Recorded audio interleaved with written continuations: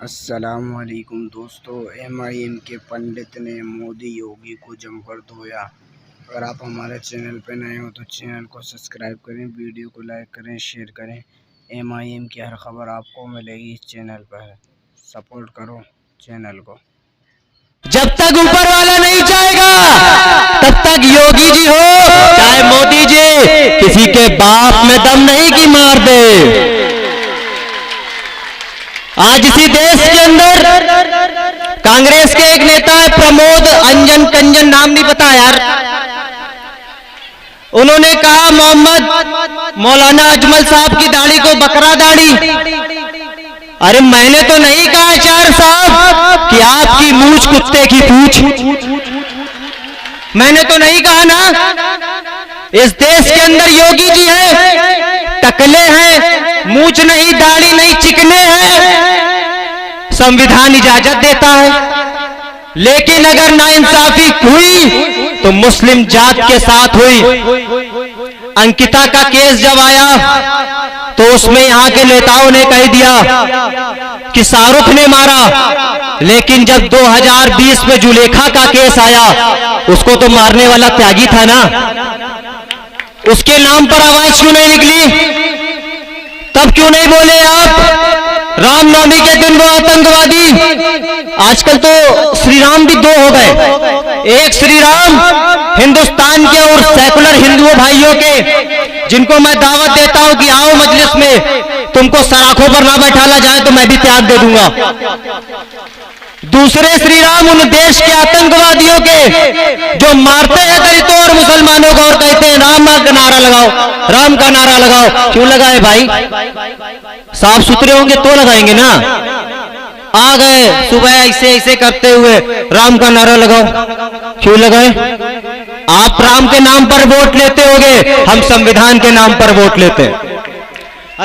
कुछ लोग ये भी कहते हैं, जैसे अभी हमारे फरीद भाई भी बता रहे थे कि ऑल इंडिया मजलिस इत्तेहादुल मुस्लिमीन को ये कहा जाता है कि वो तो सिर्फ मुसलमानों की पार्टी है, वो तो एक समाज की बात करती है। नहीं, मुसलमानों के साथ हर समाज, हर धर्म के लोग इस पार्टी से जुड़े हैं। वो बताने के लिए उत्तर प्रदेश से हमारे बीच आए हुए हमारे साथी पंडित चितेश त्रिवेदी आपको बताएंगे। पंडित जी से मैं कहूंगा कि वो माइक पर आए और अपनी कुछ बातें रखें। जोरदार तालियां बजाएं उत्तर प्रदेश से पंडित चितेश त्रिवेदी।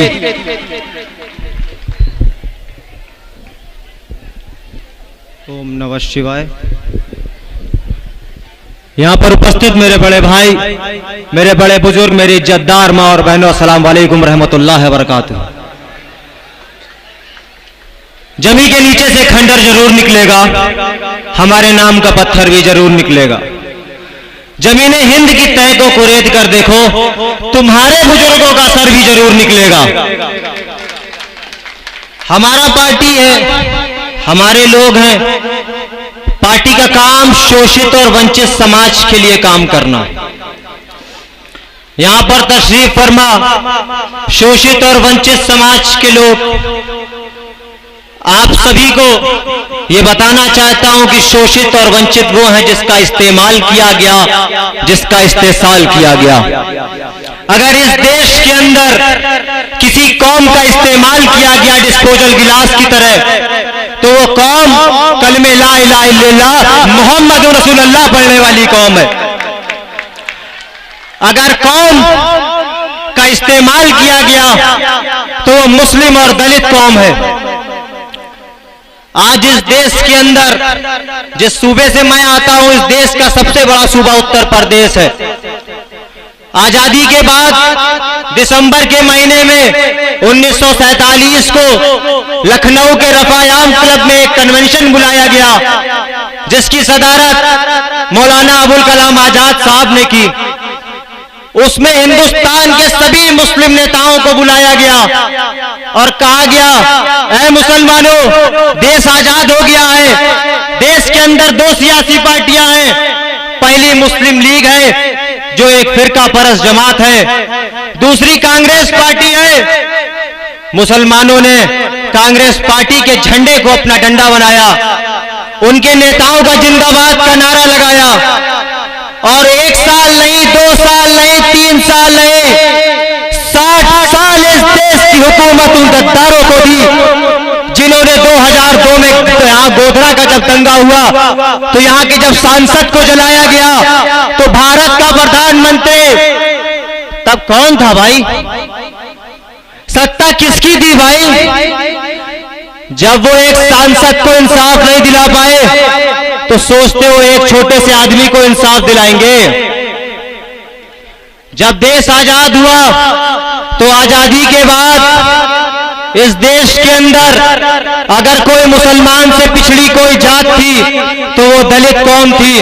दलितों के गले में मटकी बांधी गई कि वो जमीन पर थूके नहीं वरना धरती नापाक हो जाएगी। उनकी कमर में झाड़ू बांधी गई कि वो रोड पे चले नहीं वरना धरती गंदी हो जाएगी। उनको लीचिंग के तौर पर मारा गया, उनकी मां बहनों की अस्मतें लूटी गई। लेकिन उत्तर प्रदेश के पंजाब की सरजमी से एक नेता निकला जिसका नाम काशीराम था। हिंदुस्तान के अलग अलग कोनों में गया और कहा, हे दलितों, इस संसद भवन के अंदर 131 सीट पार्लियामेंट में दलितों की है, लेकिन वो दलित तुम्हारी कौम के ऊपर हो रहे अत्याचार पर नहीं बोलेंगे। वो अपना मुंह तब खोलेंगे जब उनको जमाही आएगी वरना मुंह नहीं खोलेंगे। दलितों ने काशीराम को अपना नेता बनाया और 4 बार उत्तर प्रदेश की सियासत का हिस्सेदारी दलितों को मिली। आज दलितों के पास सब कुछ है, लेकिन अगर नाइंसाफी किसी कौम के साथ हुई तो वो इस देश की दूसरी सबसे बड़ी आबादी मुस्लिम कौम के साथ हुई। अगर किसी को लीचिंग के तौर पर मारा गया तो वो मुस्लिम जात के लोगों को मारा गया। इसी गुजरात के गोधरा के अंदर बिल्किस बानो का केस हुआ और उन 11 लोगों को यहाँ की सरकार ने कह दिया वो बड़े शरीफ हैं, वो मंदिर में पूजा करेंगे। जब आप उनको आतंकवादियों को छोड़ सकते हो तो दिल्ली के अंदर सर्जिकल इमाम को क्यों नहीं छोड़ सकते भाई? वो इस देश के मुसलमानों की आवाज को बुलंद किया तो आपने उसको जेल में डाल दिया। मैंने उत्तर प्रदेश के मुसलमानों की आवाज को बुलंद किया तो उत्तर प्रदेश की एसटीएफ मुझको ले गई। रात को 12:30 बजे गुंडों की तरीके आके 4 दिन अपनी कब्जे में रखा, हाथ पैर बांध के मारा। लेकिन मैं भी बहुत असदुद्दीन ओवैसी साहब की पार्टी का नुमाइंदा, शेर तो शेर होता है। डरने और घबराने की बात क्या है भाई? जब तक ऊपर वाला नहीं चाहेगा तब तक योगी जी हो चाहे मोदी जी, किसी के बाप में दम नहीं कि मार दे। आज इसी देश के अंदर कांग्रेस के एक नेता है प्रमोद अंजन कंजन, नाम नहीं पता यार, उन्होंने कहा मोहम्मद मौलाना अजमल साहब की दाढ़ी को बकरा दाढ़ी। अरे मैंने तो नहीं कहा चार साहब कि आपकी मूंछ कुत्ते की पूंछ, मैंने तो नहीं कहा ना। इस देश के अंदर योगी जी हैं, टकले हैं, मूंछ नहीं, दाढ़ी नहीं, चिकने हैं, संविधान इजाजत देता है। इस देश के अंदर साहब है, दाढ़ी है, संविधान इजाजत देता है। लेकिन अगर नाइंसाफी हुई तो मुस्लिम जात के साथ हुई। अंकिता का केस जब आया तो उसमें यहाँ के नेताओं ने कह दिया कि शाहरुख ने मारा, लेकिन जब 2020 में जुलेखा का केस आया उसको तो मारने वाला त्यागी था ना, उसके नाम पर आवाज क्यों नहीं निकली? तब क्यों नहीं बोले आप रामनवमी के दिन वो आतंकवादी? आजकल तो श्री राम भी 2 हो गए, एक श्री राम हिंदुस्तान के और सेकुलर हिंदुओं भाइयों के, जिनको मैं दावत देता हूं कि आओ मजलिस में, तुमको सराखों पर ना बैठाला जाए तो मैं भी त्याग दे दूंगा। दूसरे श्री राम उन देश के आतंकवादियों के जो मारते हैं दलितों और मुसलमानों को और कहते हैं राम का नारा लगाओ, राम का नारा लगाओ। क्यों लगाए भाई? साफ सुथरे होंगे तो लगाएंगे ना। आ गए सुबह ऐसे ऐसे करते हुए राम का नारा लगाओ, क्यों लगाए? आप राम के नाम पर वोट लेते होगे, हम संविधान के नाम पर वोट लेते हैं।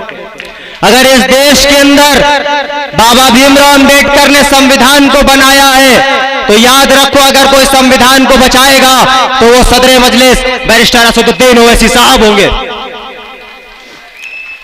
याद रखिए, मैं आज गुजरात की सरजमी से उन सभी छोटी छोटी पार्टियों को दावत देता हूं जो ये चाहते हैं कि यहां पर 27 साल पुरानी हुकूमत को जड़ से निस्तो नाबूद कर दिया जाए, तो वो आए मजलिस के साथ हमसे अलायंस करें और यहां पर बीजेपी को निस्तो नाबूद करके इस देश से निकाल दें। यकीन है कि आप सभी बातों से सहमत होंगे। मैं यहाँ के उन सभी हिंदू भाइयों को दावत देता हूं कि आप आएं और मजलिस का साथ दें। यकीनन ये बात सच है कि आज इस देश के अंदर असदुद्दीन ओवैसी साहब की छवि इस मीडिया ने केवल मुस्लिम मुस्लिम मुस्लिम बना रखी है। तो मैं क्या ऊपर से उतर के आया हूं क्या? मैं इस देश की दलाल मीडिया से पूछना चाहता हूं कि ये बात सच है कि तुमको बीजेपी से पैसा मिलता है, अमित शाह से पैसा मिलता है? मिलता है तो बताइए भाई, बताइए मिलता है तो क्यों करते हैं ऐसा काम? अपने नाम को बदनाम क्यों करते हैं? इसी बात के साथ अपनी बात को समाप्त करता हूं कि तूफानों से आंख लड़ाओ, सैलाबों पर वार करो। तूफानों से आंख लड़ाओ, सैलाबों पर वार करो। मल्लाहों का चक्कर छोड़ो, प्यार के दरिया पार करो।